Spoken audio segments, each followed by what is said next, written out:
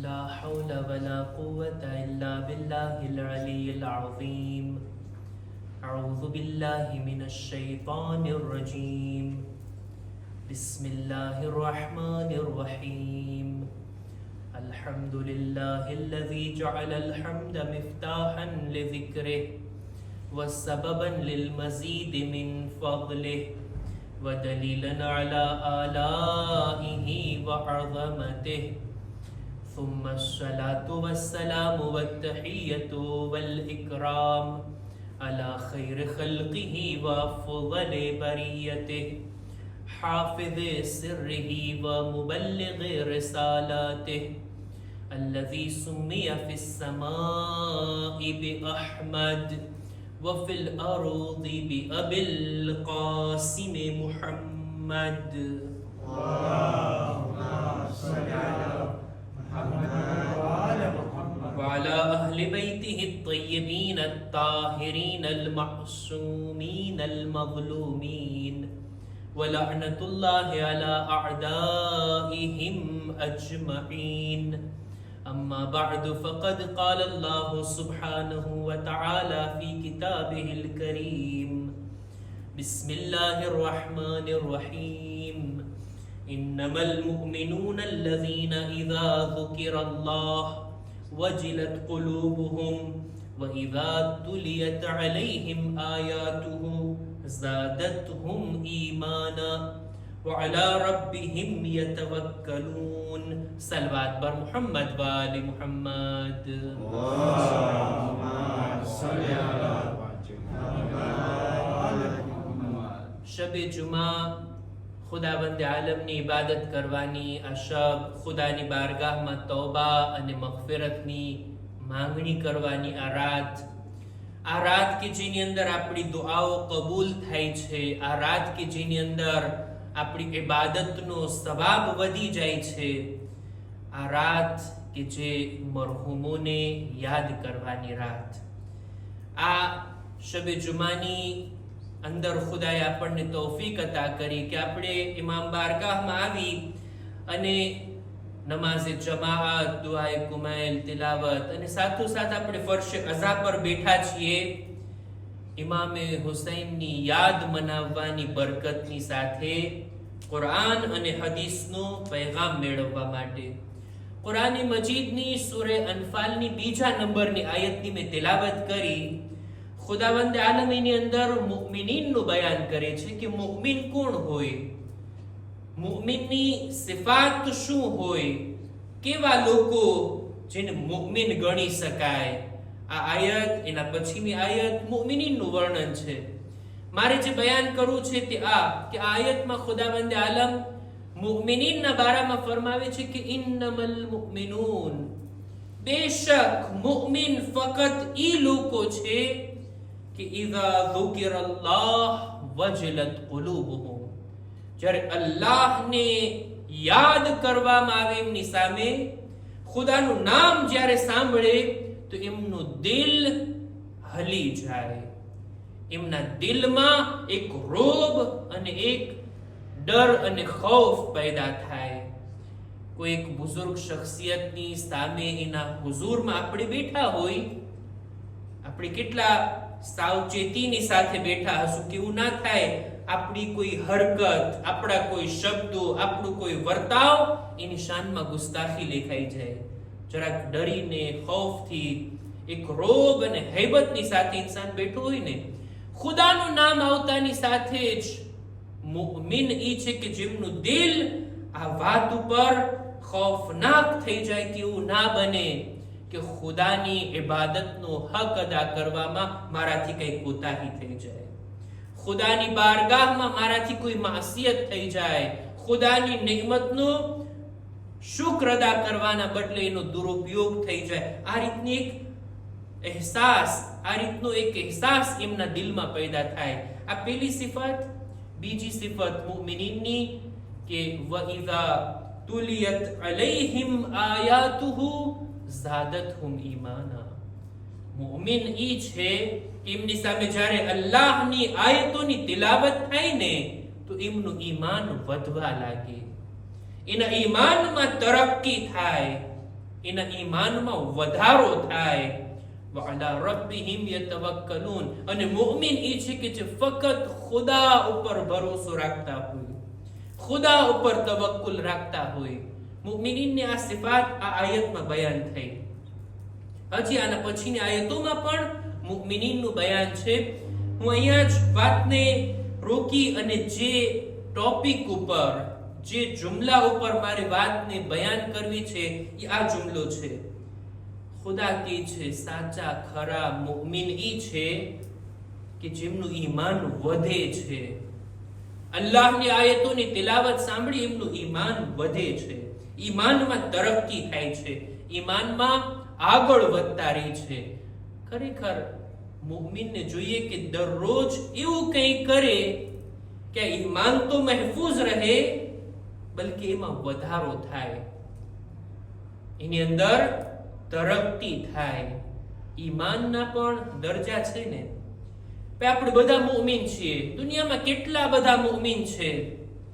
બધા મુઅમિન એક સરખા થોડી છે.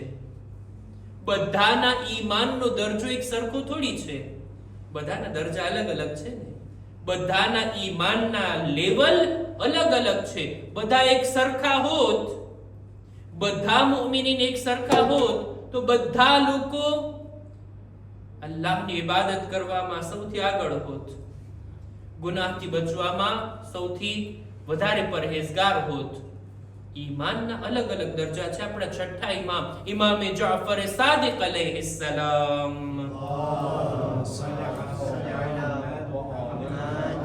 પોતાના એક સહાબીને ફરમાવે છે.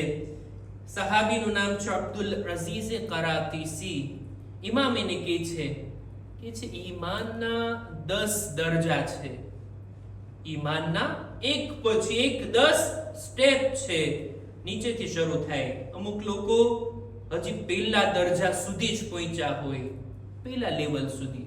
એમનું ઈમાન વધે, મજબૂત થાય, સ્ટ્રોંગ થાય એટલે પહોંચે બીજા દરજા સુધી, પછી ત્રીજા દરજા સુધી, અને આ જ રીતના ઈમાન વધતું જાય.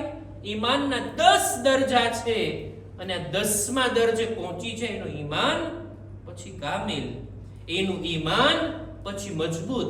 ઇમામ આ હદીસમાં એ ફરમાવે છે, ઈ કહેવા માંગે છે કે ભાઈ બધા મુઅમિનના દરજા અલગ અલગ છે. જેનો દરજો ઊંચો હોય ને ઈ પોતાના કરતા ઊંચા ઈમાન વાળાને હલકો ના લેખે.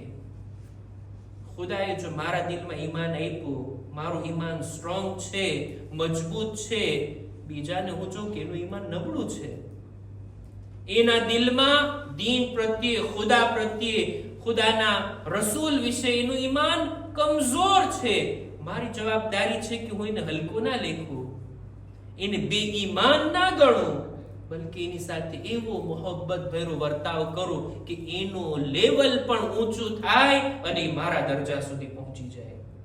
ઇમામ કહે છે જો તું તારા કરતા ઓછા ઈમાન વાળાને હલકો લેખીશ તો તારા કરતા વધારે ઈમાન વાળા તને હલકો લેખશે.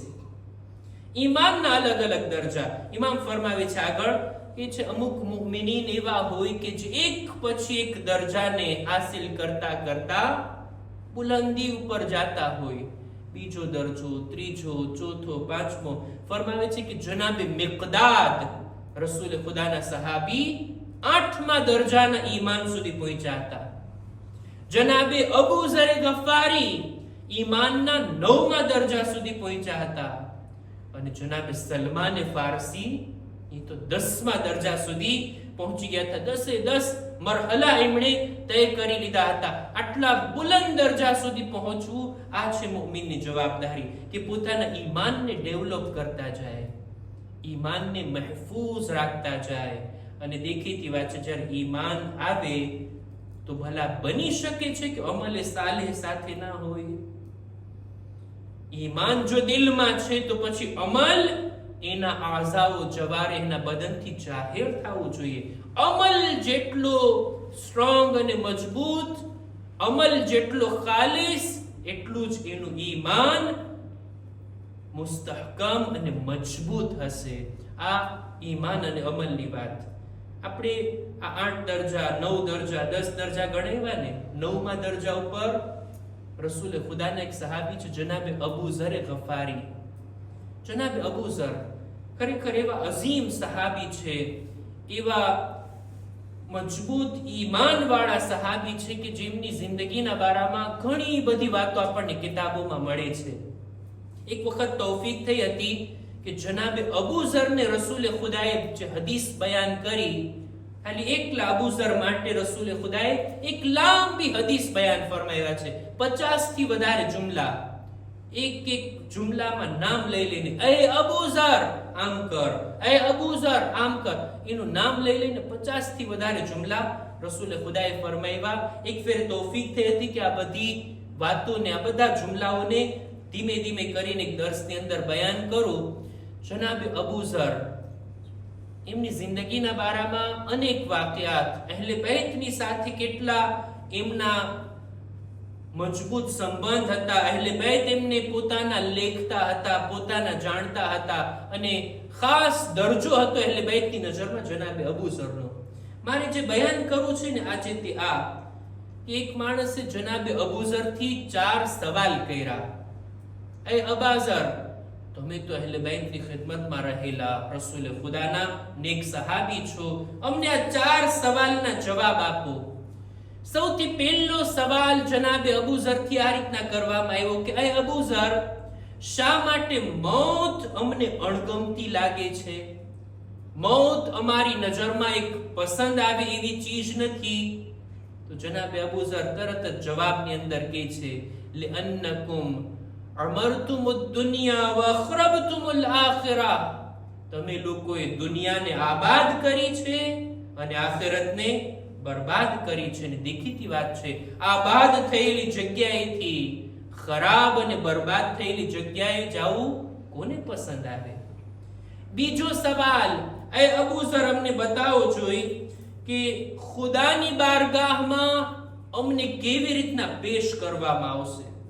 મર્યા પછી બધા જાય છે ને ખુદાની ખિદમતમાં, ખુદાની બારગાહમાં, અમને જ્યારે લઈ જવામાં આવશે ખુદાની બારગાહમાં, કેવી હાલતની અંદર, કઈ રીતના?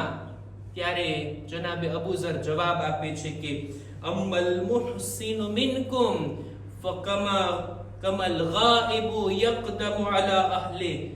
નેક ઇન્સાન, પરહેઝગાર, મુત્તકી, સારો અને ભલો ઇન્સાન જ્યારે દુનિયાથી જાય છે ને, એવી રીતના ખુદાની બારગાહમાં એને લઈ જવામાં આવે. પોતાને એટલી ખુશી થતી હોય બંદાને, જેવી રીતના કોઈ ખોવાયેલો માણસ પાછો મળી જાય અને ફેમિલી પાસે આવતો હોય, કેટલી ખુશી ઉપજે ફેમિલી વાળાઓને પણ અને આ માણસના દિલમાં પણ.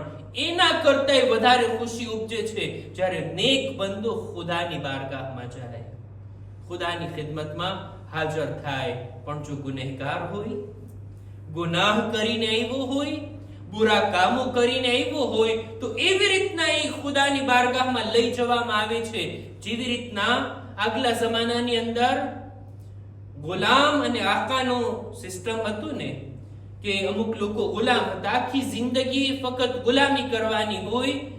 ક્યારેક ક્યારેક કોઈ ગુલામ ભાગી જતા, ફરાર કરી જતા, અને પછી એને ગોતવામાં આવતા, જ્યારે મળી જાય પછી એને પકડીને લાવવામાં આવે. એ ભાગેલા ગુલામને જ્યારે એના આકાની ખિદમતમાં લાવવામાં આવે ત્યારે કેટલો ડર હોય એના દિલમાં, કેવી શર્મિંદગી હોય એના ચહેરા ઉપર. ગુનેહગાર માણસને આવી જ રીતના લાવવામાં આવશે જેવી રીતના ભાગેલા ગુલામને આકાની ખિદમતમાં લાવવામાં આવતો હોય.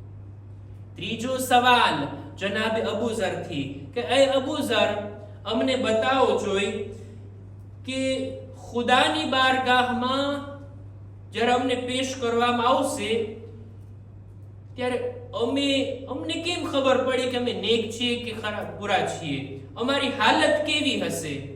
કઈ રીતના અમે ખુદાના હુઝુરમાં હશું? ખુદાની બારગાહમાં પેશ થયા બાદ પછી શું? એટલે જનાબે અબુ ઝર કહે છે, કુરાન મજીદની આયતને જોઈ લો. ખુદાવંદ આલમ કહે છે, ઇન્નલ અબરારા લફી નઈમ વ ઇન્નલ ફુજ્જારા લફી જહીમ. દુનિયામાં જેવા કામો કર્યા હશે ને, ખુદાની બારગાહમાં હાજર થાશો, હાજર થયા બાદ જો નેક હશો ને તો ખુદા કુરાનમાં કહે છે નેક લોકોની જગ્યા જન્નતની નેમતોમાં છે અને બુરા લોકોની જગ્યા જહન્નમના ખાડામાં છે. પછી શું થવાનું છે એ આપણા અમાલ ઉપર આધાર રાખે છે. ખુદાની બારગાહમાં પેશ થવાની હાલત, પેશ થયા બાદ, હિસાબ બાદ આપણું ઠેકાણું, આ બંનેની વાત જનાબે અબૂઝર આ બીજા અને ત્રીજા સવાલમાં કર્યા. આ 3 સવાલના જવાબ સાંભળી અને સવાલ પૂછવા વાળો હજી ચોથો સવાલ કરે છે. એ અબૂઝર, આટલું બધું તમે અમને ડરાવો છો, આ જહન્નમની વાત, આ રીતના ખુદાની બારગાહમાં પેશ થવાની વાત, આખિરતને બરબાદ કરી કે ખરાબ કરી એની વાત, ભાઈ અમે તો સાંભળ્યું છે ને ખુદાની રહેમત બહુ વિશાળ છે. ખુદા તો રહેમાન અને રહીમ છે. એની રહેમત એના ગઝબ કરતાય વધારે. અલ્લાહની રહેમત તો છે ને. ઘણા લોકો હોય ને ગુનાહ કરવાની અંદર આ જુમલો પણ કહેતા, અલ્લાહ તો ગફૂર રહીમ છે. ખુદા તો માફ કરવા વાળો ને રહીમ કરવા વાળો છે. બેશક ખુદાની રહેમત ઘણી વધારે છે, પણ ખુદાની રહેમતના હકદાર કોણ છે? જનાબે અબૂઝર જવાબની અંદર કહે છે તમે અલ્લાહની રહેમતની વાત કરો છો. જનાબે અબૂઝર જવાબમાં કુરાન મજીદની આયતની તિલાવત કરે છે કે ઇન્ના રહમતલ્લાહ કરીબુમ મિનલ મુહસિનીન. અલ્લાહની રહેમત નેક લોકોની બાજુમાં છે. એહસાન કરવા વાળા, નેકીઓ કરવા વાળા, ભલા કામ કરવા વાળા ઉપર અલ્લાહની ખાસ રહેમતો નાઝિલ થાય છે. ફક્ત અલ્લાહની રહેમતનો ભરોસો કરી અને ઇન્સાન જે તે કામો કરવા લાગી જાય એ બરાબર નથી. અલ્લાહની રહેમતના હકદાર પહેલા બનવાનું, જેથી અલ્લાહની રહેમત આપણા ઉપર નાઝિલ થાય. સલવાત પર મુહમ્મદ વ આલે મુહમ્મદ.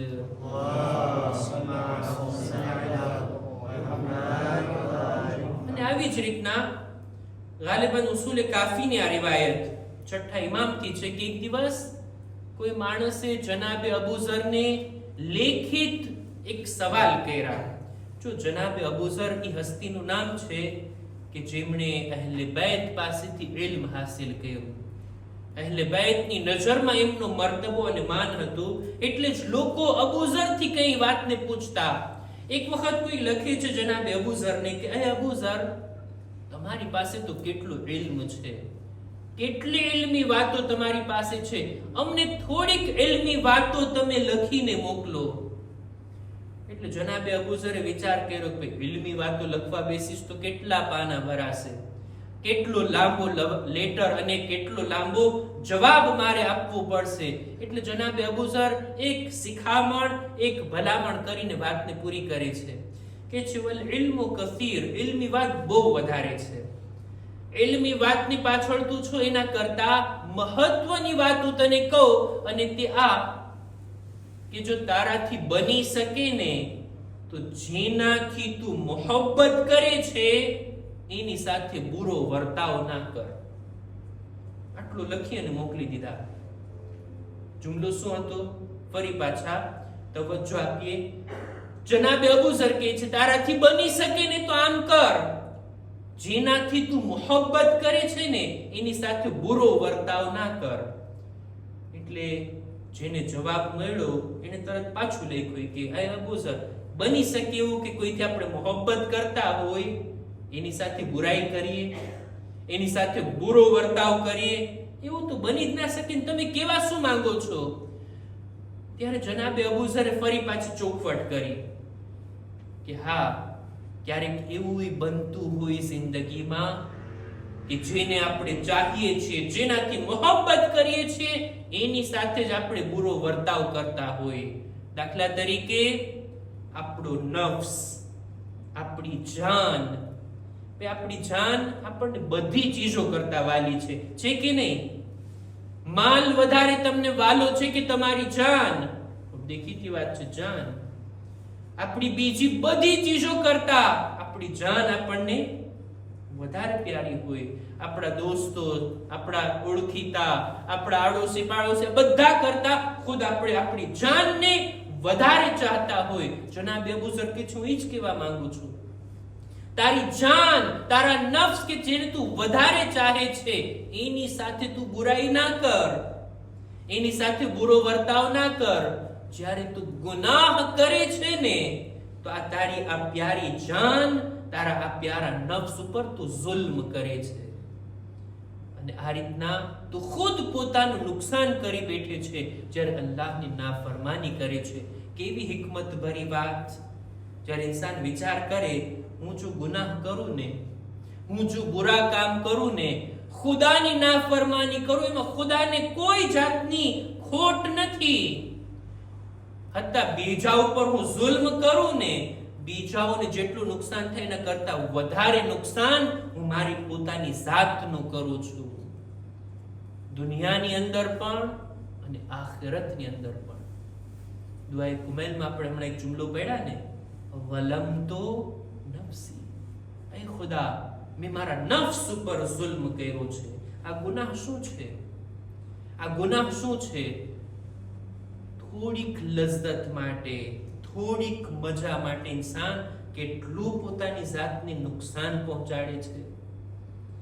ગુનાહ ઇન્સાનની રૂહ સાથે એવું જ કામ કરે છે જેવું કામ તલવાર, ખંજર અને છરી ઇન્સાનના બદનની સાથે કરે છે.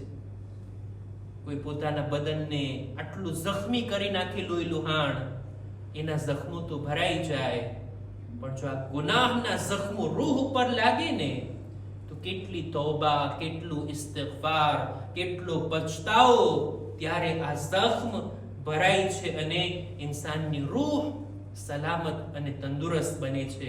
બહરહાલ જનાબે અબુ ઝરની આ વાતોને મારે રજૂ કરવી હતી કે ઈમાનના 9મા દરજા સુધી, અને એમનું ઈમાન આવું હતું, એમના શબ્દો આવા હતા કે એમની વાતોને ખુદ છઠ્ઠા ઇમામ બયાન કરે છે કે જનાબે અબુ ઝર આ રીતના એમનાથી પૂછવામાં આવ્યું અને આવા એમના જવાબ. વાતને હું અહીંયા જ પૂરી કરું. જનાબે અબુ ઝરને આપણે યાદ કર્યા ને, એમના એક ગુલામ છે જોન. જનાબે અબુ ઝરની ગમનાક રહેલત તબઈદની અંદર, રબઝાની અંદર, મદીનાથી દૂર એમને મોકલી દેવામાં આવ્યા હતા. એકલામાં પોતે હતા અને ત્યાં તેમની વફાત થઈ. એમની વફાત બાદ એમનો આ ગુલામ અહેલે બૈતની ખિદમત કરવા આવી જાય છે.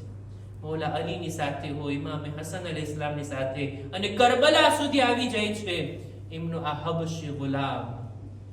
શબે આશુરના ઇમામ જ્યારે પોતાની તલવારને ટેકો દઈને બેઠા હતા ને, અને ઇમામ જે કંઈ બયાન કરી રહ્યા હતા ને, આ જોન બાજુમાં બેઠા હતા. યકીન થઈ ગયું કે આવતીકાલે શહાદતનો દિવસ.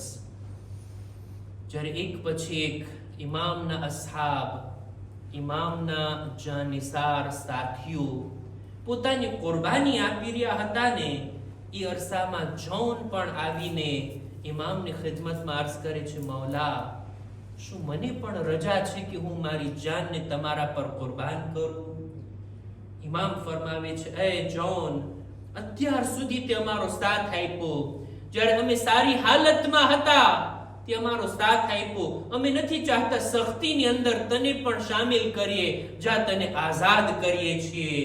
જોન આ મોકા ઉપર રડવા લાગે છે.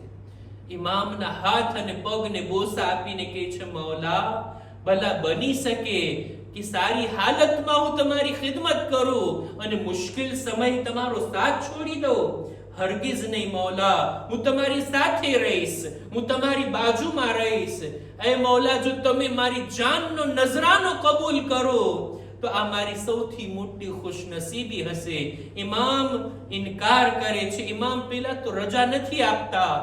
જોનના દિલને ઓછું આવી ગયું, એનું દિલ ભરાઈ આવ્યું. મૌલા, જાણું છું તમે ખાનદાને બની હાશિમના એક ફર્દ છો, તમે બુઝુર્ગ ખાનદાનના, તમે રસૂલના નવાસા છો. ક્યાં તમારું પાક ખૂન અને ક્યાં મારા જેવા ગુલામનું ખૂન. એ મૌલા, મારી અંદર એટલા ઐબ છે કે હું તમારા ઉપર મારી જાનને કુરબાન નથી કરી શકતો.